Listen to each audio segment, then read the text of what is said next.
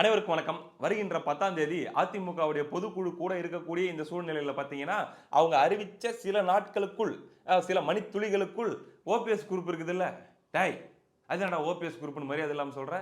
அவங்களுக்குன்னு ஒரு ஆர்கனைசேஷன் இருக்குது. அவங்களுக்குன்னு ஒரு சங்கம் இருக்குது. மரியாதையா பேர் சொல்லி கூப்பிடு அப்படிங்கிறீங்களா? இருங்க புடிச்சிடுறேன். அதிமுக தொ உ மி கு அப்படின்னு ஒண்ணு வச்சிருக்காங்கங்க. டேய் கேட்கவே ஒரு மாதிரியா இருக்குதுயா. நார்மலா சொல்லியா அப்படிங்கிறீங்களா? அதிமுக தொண்டர்கள் உரிமை மீட்பு குழு. சிம்பிளா சொல்லிட்டு போயிருக்கலாம். கோ, உ, கூன்னுட்டு எதுக்கு அப்படிங்கிறீங்க. புரிஞ்சுக்கிட்டேன். ரைட். இந்த குழு இருக்குது இல்லையா? இந்த குழு ஒரு டெட்லைன் குடுத்திருந்தாங்க. திருந்துங்கள். இல்லையென்றால் திருத்தப்படுவீர்கள். 10ஆம் தேதி பொதுக்குழு கூடுறீங்களா? நான் உங்களுக்கு 15ஆம் தேதி வரைக்கும் டெட்லைன் குடுக்குறேன். அந்த 15ஆம் தேதிக்குள்ள ஒரு நல்ல முடிவா எடுங்க. நல்ல முடிவா நீங்க எடுக்கலன்னா, நாங்க ஒரு முடிவு எடுக்க வேண்டியிருக்கும். அப்படின்னு சொல்லியிருந்தாங்க. என்னப்பா முடிவா இருக்கும் அப்படின்னு சொல்லி உடனே அரசல் புரசலாக பேச்சுக்கள். அதாவது இந்த அதிமுக தோ மீ கு இருக்குதுல்ல, அது வந்து அதிமுக தோ மீ கா வாக மாறுவதற்கான வாய்ப்பு இருக்குது அப்படின்ட்டு. அந்த கூவுக்கும் காவுக்கும் என்னப்பா வித்தியாசம் அப்படிங்கிறீங்களா? அதாங்க உரிமை மீட்பு குழு அப்படின்னு இருக்கிறது, உரிமை மீட்பு கழகம் அப்படின்னு கட்சியா மாறப்போகுதுயா. ஆமா, புது கட்சி ஆரம்பிச்சு உங்க கண்ணுல விரல விட்டு கடப்பாரை விட்டு ஆட்டப் போறேன். அப்ப தெரியும்டா அந்த ஓபிஎஸ் யாருன்னு. அப்படிங்கிற மாரி அவரு ஒரு அறிவிப்பெல்லாம் விட்டிருந்தாரு. அச்சச்சோ! பயங்கரமான ஆளாச்சே அப்படின்னு சொல்லி எல்லாரும் பார்த்துட்டு இருந்த அந்த சூழ்நிலையில பார்த்தீங்கன்னா, நேத்து சாயந்தரத்திலிருந்து ஒரு செய்தி பரபரப்பா, அதாவது கொச்சி வழியா டெல்லிக்கு போயிட்டு இருக்கிறாரு ஓபிஎஸ் அப்படின்னு சொல்லி. என்னய்யா சிங்கம் படத்துல டேனி தப்பிச்சு போற மாரிலாம் கதை சொல்றீங்க?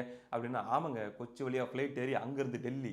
டெல்லியில போயிட்டு இப்ப டெல்லியில இறங்கிட்டாரு. அங்க ஏற்கனவே 2 நாளைக்கு முன்னாடி இருந்து ஆடிட்டர் குருமூர்த்தி இருக்காரு. உள்துறை அமைச்சகத்துல சந்திப்பு அப்படின்ற மாரிலாம். Is it? ஓகே. சந்திப்பு புரிகிறது. இப்ப அங்க குருமூர்த்தி ஏற்கனவே இருக்கிறாரே, அதுக்கும் இப்ப ஓபிஎஸ் கிறுகிறுன்னு கிளம்பி போயிருக்காரு. இதுக்கும் ஏதாச்சும் சம்பந்தம் இருக்குதா? இல்ல கோஇன்சிடென்ஸா? அப்படின்னு கேட்டா, 2ம் தான் அப்படிங்கிறாங்க. எப்படி? அதாவது குருமூர்த்தி அவர்கள் வேற ஒரு வேலையா அங்க 2 நாளைக்கு முன்னாடியே போயிருக்கிறாரு. ஐயா டெல்லியில தான் இருக்கிறீங்களா? இருங்க நீங்க இருக்கும்போதே நான் வந்துர்றேன். ஒரு சின்ன சோலி இருக்குது. அப்படின்னு சொல்லி ஓபிஎஸ் கிளம்பி போயிருக்காரு அப்படிங்கிற மாரி சொல்றாங்க. என்னவா இருக்கும்? அதாவது முதல்ல நம்மளுக்கு செய்தி என்ன வந்துச்சுன்னா, உள்துறை அமைச்சருடைய அலுவலகத்தின் அழைப்பின் பேரில் ஓபிஎஸ் போறாரு. அவங்க தாங்க கூப்ட்டுருக்காங்க. வார்னிங் குடுத்துட்டாருல்ல 15ஆம் தேதி வரைக்கும்.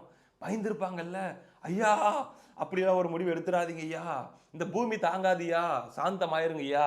அப்படின்னு சொல்லி கன்வின்ஸ் பண்றதுக்காக கூப்ட்டுருக்காரு. அமித்ஷா பயந்துட்டாப்ல ஓபிஎஸ் குடுத்த அனௌன்ஸ்மென்ட்ட பார்த்து அப்படின்னு முதல்ல சொல்லப்பட்டாலும், அப்புறமா சொல்றாங்க, அட இவரெல்லாம் கூப்பிடலைங்க. இவரு தான் கேட்டுட்டு போயிருக்காரு அப்பாயின்ட்மென்ட் அப்படின்ட்டு. இவர் அப்பாயின்ட்மெண்ட் ஏன் கேட்டு போணும் இந்த நேரத்துல? அதுதான் வார்னிங் குடுத்துட்டாரே. டெட்லைன் குடுத்துட்டு கால் மேல கால் போட்டு வெயிட் பண்ண வேண்டியது தானே. இன்னும் அதுக்கு நாட்கள் இருக்கிறதே. 12 நாட்கள் இருக்கிறதே. ஏன் போறாரு அப்படின்னா, அங்க தான் இருக்கு ஒரு விஷயம். அதாவது ஒன் லாஸ்ட் ட்ரை அப்படின்னு நம்ம சொல்லுவோம் இல்லையா? ஒரு கடைசி முயற்சி. இத நம்ம பண்ணி பார்த்துரலாம் அப்படின்றதுக்காக தான் ஓபிஎஸ் அவர்கள் டெல்லிக்கு போயிருக்காராம். அங்க குருமூர்த்தி அவர்கள் நீங்களும் கொஞ்சம் எனக்காக ம் அப்படிங்கிற மாரி அவர்கிட்டயும் சில ரெக்கமெண்டேஷன் மூலமாக போயிருக்குதாம். ஆனா, இப்போ வரைக்கும் அவருக்கு அமித்ஷா அவர்களுடைய அலுவலகத்தில் அப்பாயின்ட்மென்ட் கிடைச்சிருக்குதா? இல்லையா? அப்படிங்கிறதே சந்தேகம். பேசுவார்களா? இல்லையான்றதே சந்தேகம் அப்படின்ற மாரி. என்ன நோக்கத்துக்காக ஓபிஎஸ் அவர்கள் போயிருக்கலாம் அப்படின்ற மாரியான அந்த விஷயங்கள நம்ம விசாரிச்சு பார்க்கும்போது என்ன சொல்லப்படுதுன்னா, அதாவது ஓகே 15ஆம் தேதி வரைக்கும் நான் வெயிட் பண்றேன். என்ன வந்து ஏதோ ஒரு வகையில உங்க அலையன்ஸ்குள்ள சேர்த்துக்கங்க. அது மட்டும் இல்லாம அவருக்கு ஏதோ ஒரு பெரிய அமௌண்ட் ஒண்ணு மாட்டியிருக்குதாங்க வெளிய. அத கொஞ்சம் எடுத்து குடுக்கறதுக்கு ஹெல்ப் பண்ணுங்க அப்படின்ற மாரியான ஒரு கோரிக்கையும், அதுபோக நான் வந்து இந்த 15ஆம் தேதிக்குள்ள ஒரு நல்ல முடிவா சொல்லுங்க. எய்தர் இந்த பக்கம் என்டிஏக்குள்ள நாங்க ஒரு கட்சி ஆரம்பிச்சு கூட்டணி மாரி கூட வந்துர்றோம். கூட்டணி மாரினா ஏடிஎம்கே கூட கூட்டணின்னு சொல்றத விட, அந்த முன்னெல்லாம் உருட்டுவாங்க பாருங்க கூட்டணி வச்சிட்ட பிறகு. நாங்கள் அவர்களோடு கூட்டணி வைக்கவில்லை. அவர்கள் தான் அவர்களோடு கூட்டணி வைத்திருக்கிறார்கள். இவர்களோடு நாங்கள் கூட்டணி வைத்திருக்கிறோம் அப்படின்னுவாங்கல்ல. அந்த மாரி பாஜக கோட்டால இவங்களுடைய அந்த அமைப்புக்கு ஏதாச்சும் ஒரு சில சீட்டுகள் 1, 2 சீட்டுகள் குடுத்து அப்படி செட்டில் பண்ணி விடலாம் என்டிஏக்குள்ளேயே. எய்தர் இப்படி ஒரு முடிவு எடுங்க. அப்படி எதுவுமே இல்ல. கண்ண கட்டி காட்டுல விட்டா மாரியே எங்களெல்லாம் நீங்க மெயின்டெயின் பண்ண போறீங்க அப்படின்னா, நமக்கு இன்னொரு இடத்துல ஒரு அழைப்பு இருக்குது.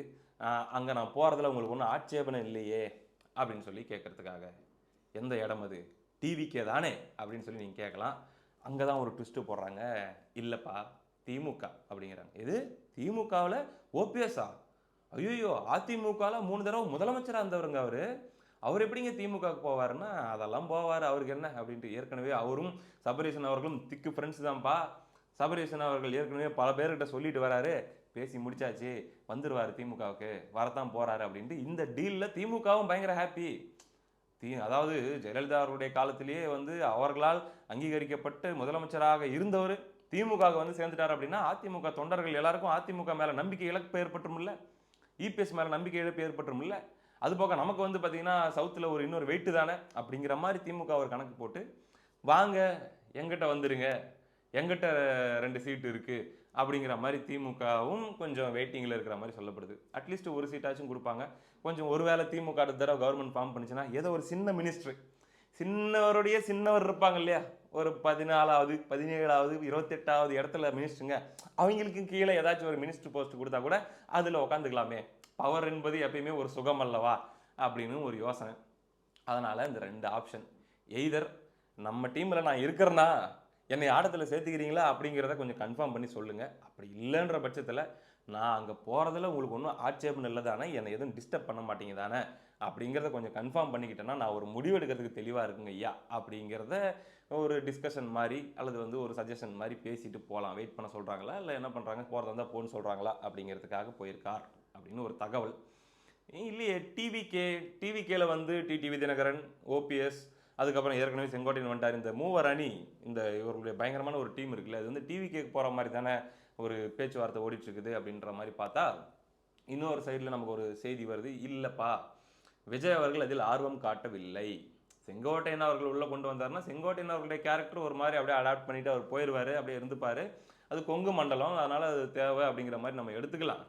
ஆனால் வந்து ஓபிஎஸ், டிடிவி இந்த மாதிரியான ஆட்களை உள்ளே கொண்டு வந்துடுறதுன்றது இன்னும் நமக்கு வந்து பார்த்தீங்கன்னா இமேஜ் பயங்கரமாக அடி வாங்குற மாதிரி ஆகிடும். அது போக இன்னொரு முக்கியமான கால்குலேஷன் டிவிக்கு என்ன போடுறாங்க அப்படின்னா, அவங்களும் ஏகப்பட்ட கள நிலவரங்களை எடுத்து பார்ப்பாங்கல்ல, அதில் தென் மாவட்டங்களில் அவங்களுக்கு சமூக ரீதியாக எந்தெந்த சமூகங்களில் அதிக ஆதரவு இருக்குது அப்படின்னு ஒரு கணக்கு இருக்குல்ல, அதில் ஒரு குறிப்பிட்ட சமூகத்துடைய ஆதரவு வந்து அவங்களுக்கு 24% மேலே இருக்குது. அதை நம்மளும் பார்க்க முடிஞ்சிச்சு. கிட்டத்தட்ட அப்படி தான் இருக்குது.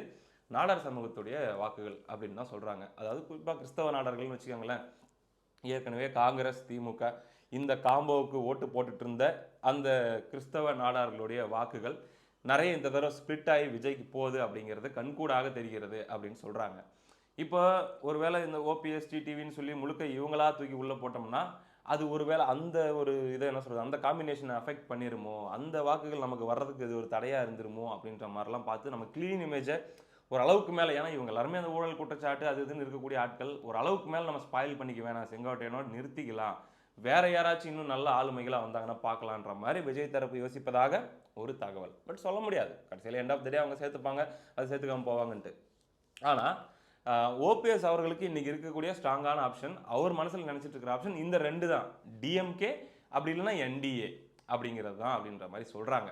ஸோ இதை பற்றின ஒரு தெளிவு பண்ணிட்டு வந்துட்டா ஒரு 10 நாள் கழிச்சு முடிவெடுக்கிறதுக்கு கரெக்டாக இருக்கும் அப்படிங்கிறது தான். ரைட்டுப்பா, செங்கோட்டையன் இந்த பக்கம் போயிட்டாரு, டிவிக்கு போயிட்டாரு.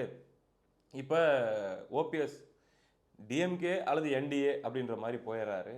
அப்போ டிடிவி ஏப்பா இவங்க அப்படிப்பட்ட ஒரு அணி ஆச்சேப்பா, பயங்கரமான ஒரு டீம் ஆச்சு, இந்த 3 பேர் சேர்ந்து தமிழ்நாட்டையே புரட்டி போட போகிறாங்க அப்படின்ற மாதிரிலாம் இருந்துச்சேப்பா அப்படின்னா, பாஜகவுடைய பிளானே என்னன்னா, முதல்ல இந்த 3 பேரையும் பிரித்து ஆளுக்கு ஒரு திசையில் தோற்று, நீ இப்படிக்காப்போ, நீ கிழக்காப்போ, நீ மேற்காப்போ, கப்புன்னு இருக்கணும், போன இடத்துல போய் வேலையை பாரு, சும்மா கன்ஃபியூஸ் பண்ணிட்டு இருக்கக்கூடாது அப்படின்ற மாதிரி டீல் பண்ணணும் அப்படிங்கிறதுக்காக தான் செங்கோட்டையன் அந்த பக்கம் போயிட்டாரு.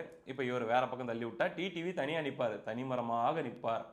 ஏன்பா டிடிவியும் ஏதோ ஒரு அட்ஜஸ்ட் பண்ணி என்டிஏக்குள்ளே எடுத்துக்கலாமேப்பா அப்படின்னா, எடுத்துக்கலாம் தான், கொஞ்சம் வாய் அதிகமாக விட்டாப்புல, அதனால் கொஞ்சம் டெல்லி தரப்பு டிடிவி அவர்கள் மேலே கோபத்தில் இருப்பதாகவும் ஒரு செய்தி வருகிறது. அதாவது பார்த்தீங்கன்னா அவருடைய பேச்சுகள் எல்லாமே கடந்த சில நாட்களாக ரொம்ப மோசமாக, ரொம்ப உக்கிரமாக போயிட்டு இருந்த அந்த நிலையில் இது வரைக்கும் நீங்கள் நல்லா கவனித்து பார்க்கணும், நேற்று நயினார் நாகேந்திரன் அவர்கள் கொடுத்த அந்த ப்ரெஸ் மீட்டு, அதாவது அதுக்கு முன்னாடி வரைக்கும் டிடிவி அவர்களே விட்டு கொடுக்காம பேசிட்டு இருந்தார் நயினார் நாகேந்திரன் என்பது யார்? இப்போ அவர் வந்து தமிழ்நாடு பாஜகவுடைய தலைவர், அவர் வந்து பாஜகவுடைய ரெப்ரசன்டேட்டிவாக இருக்கார், டெல்லி பாஜகவுடைய ரெப்ரசன்டேட்டிவாக இருக்கார். அப்போது அவர் அது வரைக்கும் ஒரு மாதிரி அரவணைச்சி பேசிகிட்டு இருந்தவர் டிடிவியை நேற்று ஒரு மாதிரி ஓப்பனாக பேசிட்டார். நீங்களே பாருங்களேன். போன சட்டமன்றத்தில் மதிப்புக்குரிய டிடிவி தினகரன் எங்கள்கிட்ட கூட இல்லையே, அவர் இப்போ எங்கே போயிருக்காரு நீங்கள் சொல்கிறீங்க? நீங்கள் சொல்கிறது தவறு தானே? இல்லை போன சட்டமன்றத்தில் அவர் இல்லை, எங்க கூட இல்லை. இப்போ கூட தினகரன் அவர்கள் நட்பின் ரீதியாக பாஜக பேசிட்டு இருக்காங்க, ஆனால் என்டிஏ கூட்டணியில் வந்து அழைக்கிறதுக்கு யாரும் பேசலை சார். நட்பு ரீதியாக நான் வந்து திமுக கூட பேசிட்டு இருக்காங்க நட்புல. நேற்று கூட கூட்டணி யாருமே அழைக்கிறது சார், அவர் வெளியே போயிட்டார் சார், அதுக்கப்புறம் நம்ம எப்படி அழைக்கலாம்? இது எதை உணர்த்துகிறது அப்படின்னு நம்ம பார்த்தோம்னா, டெல்லி பிஜேபி டிடிவி மேல் வைத்திருந்த அபிமானத்தை இழந்து விட்டது. அவர் மீது வந்து வருத்தத்தில் இருக்கிறார்கள் அல்லது கோபத்தில் இருக்கிறார்கள். ஒதுக்கி விடு, தனிமைப்படுத்தி விடு அப்படிங்கிற மாரி. தனிமைப்படுத்தினா 3% ஓட்டு வாங்கின ஆளச்சப்பா 2021ல அப்புறம் டேமேஜ் ஆயிராதா அப்படின்னா, அதுக்கு இன்னொரு ஆல்டர்னேட்டிவ் வேலைகள் நடந்துட்டு இருக்குது. அதாவது டிடிவி அவர்களுடைய கட்சியில் இருக்கக்கூடிய பல நிர்வாகிகள் அங்கங்க கொத்து கொத்தாக கடந்த சில ஆண்டுகளாகவே இது நடந்துட்டு இருக்குது. 2021 எலெக்ஷனுக்கு அப்புறம் கொத்து கொத்தாக போயிட்டு அதிமுகல மறுபடியும் அவர்கள் தங்களை தாய் கழகத்தில் தங்களை இணைத்துக் கொண்டிருக்கிறார்கள். நேத்து கூட பார்க்கிறோம். என்ன தொகுதி அப்படின்னா, ஒரு செகண்ட் இருங்க, அதை நான் பார்த்தேன், டக்குன்னு மறந்து விட்டது. திருவாரூர் மாவட்ட அமமுக நிர்வாகிகள், அது நகர செயலாளர்கள்லேருந்து கிளை செயலாளர்கள்லேருந்து வட்ட செயலாளர்கள் வரைக்கும் அப்படியே ஒரு பெரிய அணியாக இபிஎஸ் அவர்களுடைய தலைமையில் மீண்டும் அதிமுகவில் இணைந்து விட்டார்கள். இந்த மாதிரியான இணைப்புகள் அப்படிங்கிறது வாரம் வாரம் நடந்துகிட்டே இருக்குது. ஒவ்வொரு மாவட்டத்திலையும் ஒவ்வொரு தொகுதியிலும் இந்த மாதிரி அமமுகவில் இருக்கக்கூடியவர்கள் இனிமேலும் இந்த வண்டி கரை சேராது.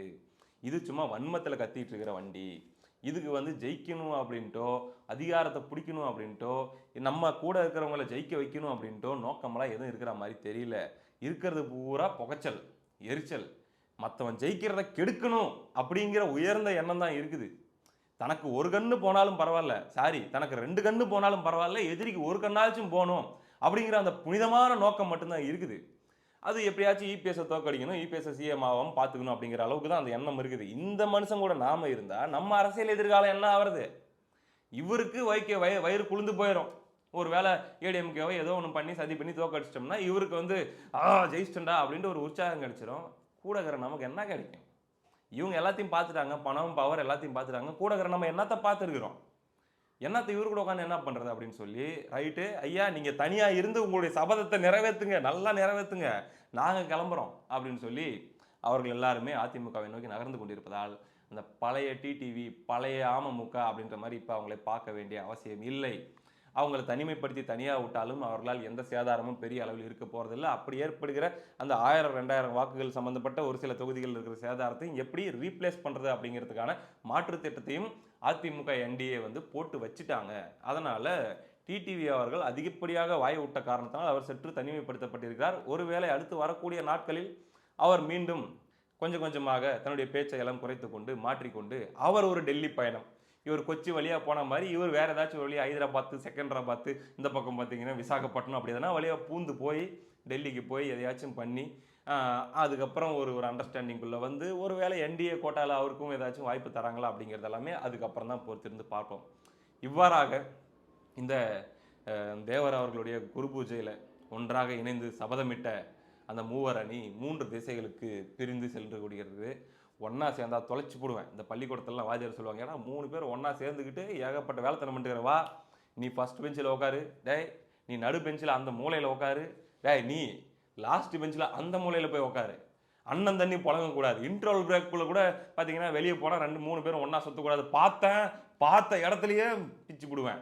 ஆமாம் அப்படிங்கிற மாதிரி டீல் பண்ண ஆரம்பிச்சிருக்குது பிஜேபி. ஏன்னா இது சேட்டைகள் அதிகமாயிட்டே போனால் இந்த குழப்பங்கள் அதிகமாயிட்டே போகும். எங்கேயாச்சும் ஒரு திசையில் போய் செட்டில் ஆகிட்டாங்கன்னா தான் அந்த அதிமுக என்டிஏ அதில் இருக்கக்கூடிய ஆட்கள் எல்லாரும் ஒரே மைண்டடாக ஒரே ஃபோக்கஸ்டாக அப்படியே எலெக்ஷன் நோக்கி அவங்க வேலை செய்ய ஆரம்பிப்பாங்க. இன்னும் டீல் செய்ய வேண்டிய இன்னும் ஒரு மேட்ரு மிச்சம் இருக்குது. அதுவும் கூடிய விரைவில் செய்யப்படும் அப்படின்னும் எதிர்பார்க்கப்படுகிறது. அது என்னன்னு நினைக்கிறீங்க அப்படிங்கிறத கமெண்ட்டில் சொல்லுங்கள். அடுத்தடுத்து என்ன நடக்க போகிறது அப்படிங்கிற விஷயங்களை நம்ம தொடர்ந்து விவாதிப்போம். அடுத்த காணொலியில் சந்திப்போம். நன்றி.